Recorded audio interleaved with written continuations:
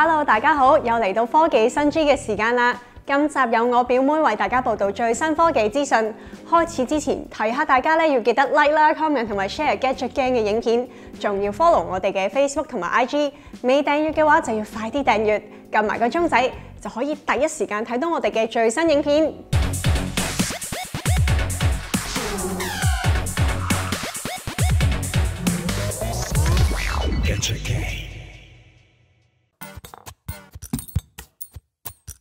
iPhone 15系列如無意外都要9月先發布，不過近年 Apple 都好興喺2、3月呢啲時間咧出部新式 iPhone 俾下驚喜大家。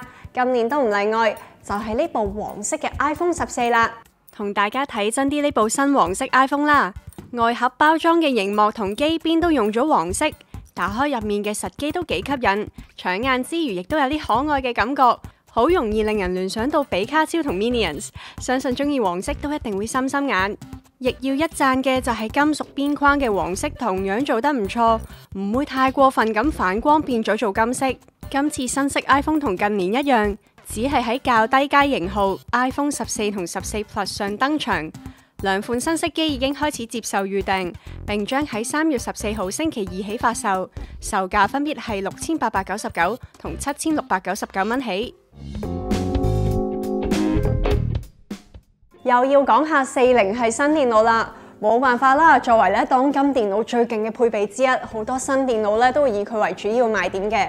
好似 ROG 最近同樣發布咗最新嘅40系電腦，發布會仲有達哥現身，一齊去現場睇下。今次 ROG 發布會主題係 Power Up Your Performance， 發布咗多部手提電腦，達哥喺現場就聯同前 Panda Q 電競成員 Naki 一齊用新機打 Monster Hunter Rise。咁我呢一把斬擊斧，你見到係個係特別先進入咗專業型嘅。細心嘅話，或者都會留意到達哥用緊嘅電腦機背上有好型嘅達字燈光。其實呢部就係今次發布其中一部主角 ROG Zephyrus M16， 機背上可以俾玩家自定文字同圖案，好似達哥咁複雜嘅達字都冇問題啊！大家可以好輕鬆設計一部非常個人化嘅電腦。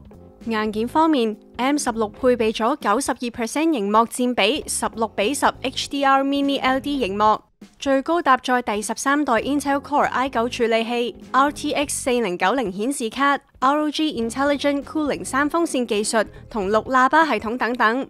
最高階嘅16寸版本，螢幕更加支援224Hz， 絕對係一部超強嘅電競筆電。而另一邊 Naki 用緊嘅就係比較細嘅 Zephyrus G14， 用上 AMD Ryzen 9 7940HS 處理器、RTX 4090顯示卡、32GB DDR5 RAM， 最大賣點係強勁硬件下，亦都只係有 1.72 公斤同 18.5mm 厚，喺頂級電競電腦嚟講算係相當輕巧。另外佢亦都支援 PD 快充，聲稱30分鐘就可以充到 50% 電量。同場其實仲有電競老人試玩 Strix Scar 16，同樣有16:10 HDR Mini LED 240Hz 螢幕，配備13代 Intel Core i9 處理器、RTX 4080顯示卡、32GB DDR5 RAM 等等。雖然就冇 M16 可以自定燈光咁有型，但呢部機前後都有好靚嘅燈光效果，一樣咁吸引眼球啊！除咗新手提電腦，同場仲有一部可愛又有型嘅小型電競台機，用咗小巧10 Lit 全金屬機身設計，內部空間經最佳化氣流設計，有風冷或者水冷散熱系統可以俾用家選擇。雖然細部，但最高都可以搭載第13代 Intel Core i9 13900KF 處理器、最新 NVIDIA RTX 顯示卡，同埋最高32GB DDR5 記憶體。有趣嘅係，同場仲有 ROG 推出嘅多款潮袋，全部都用上黑、紫紅同藍色做主色調，靈感嚟自程式編碼同 Cyberpunk 元素，採用高級防潑水材質。Slash 小方包採用硬殼結構同超大扣。Slash 腰包就配置卡片快取口袋，可以做腰包，亦都可以斜孭。Slash 手提電腦袋最高容納15.6寸手提電腦。並用上特殊壓紋纖維同 EVA 緩衝墊，有相當好嘅保護性。Slash 背囊就更加可以存放最大17寸手提電腦，亦都夠位放埋其他裝備。雖然我自己就少啲打機，不過近期咧都聽唔少40系顯示卡嘅新機。今次呢幾款咧雖然價錢都唔平啦，但係性能外形都幾吸引喎。Vincent 係時候要入手買嘢啦！大家聽開歌煲開劇嘅話，有冇留意到 Dolby Atmos 呢一類空間音效技術呢？唔同過往雙聲道，空間音訊技術就算一隻喇叭都做到唔同方位嘅包圍感。最近 Sonos 都推出咗對應空間音效嘅智能喇叭 Era 300，另外亦都有發表 Sonos One 嘅升級版 Era 100。Era 300有6個單元，向左右、前方同上方發聲。現場試聽對應 Dolby Atmos 錄音嘅歌，而一個單體喇叭嚟講，真係有做到背後都有聲嘅包圍感。而且 Era 300亦都可以配合 Sonos 嘅 Soundbar、Odd 或者 Beam 第2代配對，將 Era 300作為後置喇叭組合成家庭影院。目前比較少家庭影院產品，連後置喇叭都玩 Dolby Atmos。Era 300都幾有吸引力。而 Era 100作為 Sonos One 升級版，加多咗一個高音單元，而中低音單元都有加大面積。Era 300同 Era 100喺連接上面都多咗玩法，除咗過往嘅 WiFi，仲可以用藍牙，亦都有一個 USB-C 位，配合轉插再唔同嘅有線連接。TruePlay 調音 App 過往 iOS 用得到，而家 Android 都用到啦。今次兩款喇叭都算幾有賣點，而且 Sonos 產品配對算係幾簡單，可以買住一隻先，啱聽先再添置Soundbar等等產品，組成家庭影院組合。自從 Dyson 出咗吸塵機之後，不論廠商抑或係用家都開始發現吸塵機嘅設計原來都可以好有型嘅。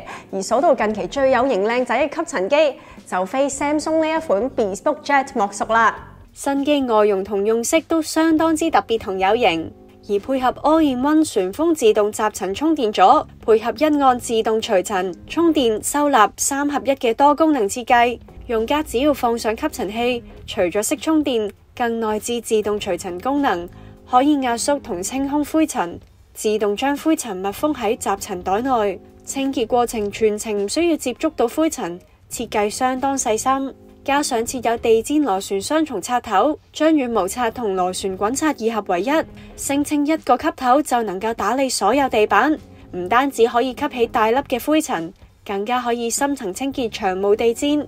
另外，亦都有支援濕拖嘅雙向徑旋濕拖插頭，配合埋水箱就可以拖埋地，加埋寵物除蟎插頭同多種吸頭配件，功能相當全面。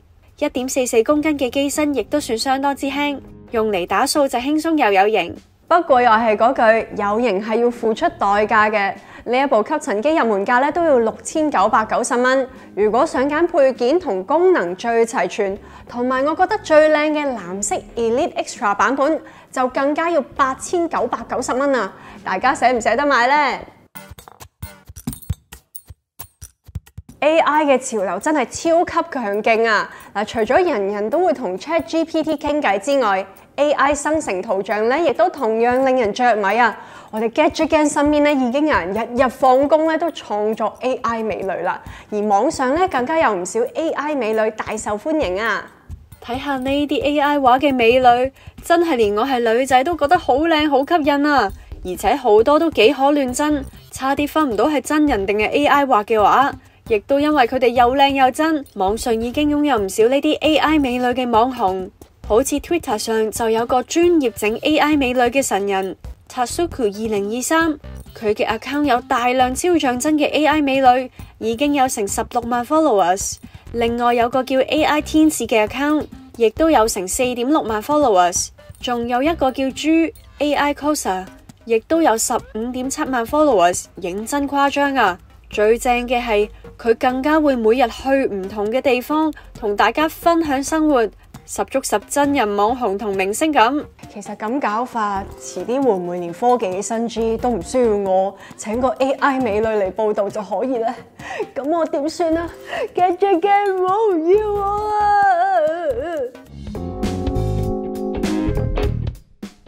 Google 翻譯應該好多人都有用，不過近年電話版本嘅相機即時翻譯功能實在太過強勁，網頁版咧好似已經俾人遺忘啦。但最近咧網頁版功能終於都有更新啦，用法都好簡單，就喺網頁版嘅 Google 翻譯上方會見到多咗一個圖片選項，選擇之後就可以匯入需要翻譯嘅圖片，一陣間就可以完成翻譯，或者你亦都可以選擇複製文字，又或者下載譯文。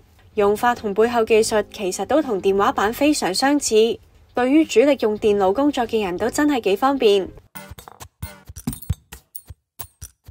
藍牙喇叭我哋都介紹過好多，但今次見到呢款真係相當之特別。佢表面上係一塊細細嘅磁石裝飾，實際上竟然係一個藍牙喇叭。睇下佢係點玩法嘅。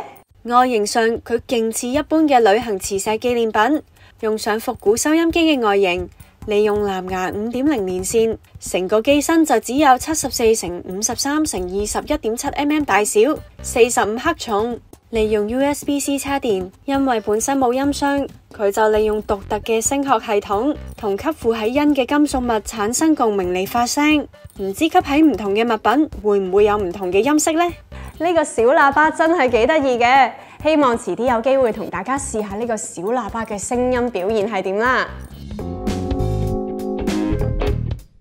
最後仲有一個大消息，就係我哋 Gadget Gang 嘅網絡名人又出動啦！今次咧 ，Vincent 係應 Samsung 邀請喺沙田新城市廣場同大家分享佢嘅打機心得。Vincent 就喺現場用最新嘅 S23 Ultra 同觀眾們一齊玩賽車 game 同 Slam Dunk，順便測試埋新機嘅處理能力同埋畫面嘅流暢度。另外，佢亦用埋最新嘅 Book 3 Ultra 玩 FIFA， 仲成功幫曼聯復仇利物浦添。大家一齊欣賞下 Vincent 嘅英姿啦！一個直線見到流暢嘅，我哋有一個公門嘅機會做埋呢個成嘅動作先。今集科技新 G 嘅時間差唔多啦，希望大家可以 like 啦，同埋 share 我哋嘅影片。歡迎大家留言俾下意見，同我哋傾下偈。仲有記得 follow 我哋嘅 Facebook 同埋 IG。我哋下集再見，拜拜。